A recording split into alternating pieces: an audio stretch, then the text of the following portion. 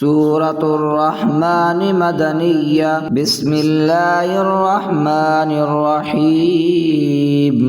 الرحمن علم القرآن خلق الإنسان علمه البيان. الشمس والقمر بحسبان والنجم والشجر يسجدان. والسماء رفعها ووضع الميزان ألا تطغوا في الميزان وأقيموا الوزن بالقسط ولا تخسروا الميزان. والأرض وضعها للأنام فيها فاكهة والنخل ذات الأكمام والحب ذو العصف والريحان.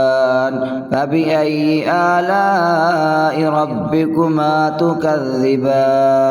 خلق الإنسان من صلصال كالفخار وخلق الجن من مارج من نار.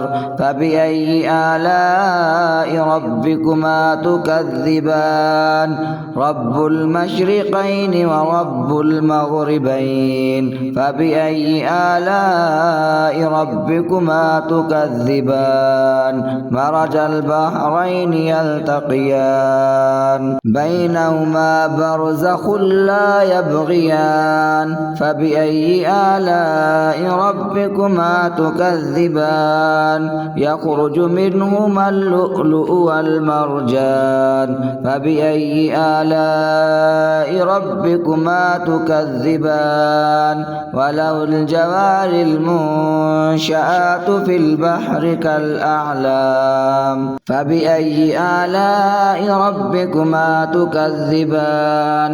كل من عليها فان ويبقى وجه ربك ذو الجلال والإكرام. فبأي آلاء ربكما تكذبان؟ يسأله من في السماوات والأرض كل يوم هو في شأن. فبأي آلاء ربكما تكذبان؟ سنفرغ لكم أيها الثقلان. فبأي آلاء ربكما تكذبان؟ يا معشر الجن والإنس إن استطعتم أن تنفذوا من أقطار السماوات والأرض فانفذوا لا تنفذون إلا بسلطان. فبأي آلاء ربكما تكذبان؟ يرسل عليكما شواظ من نار ونحاس فلا تنتصران. فبأي آلاء ربكما تكذبان؟ فإذا انشقت السماء فكانت وردة كالدهان. فبأي آلاء ربكما تكذبان؟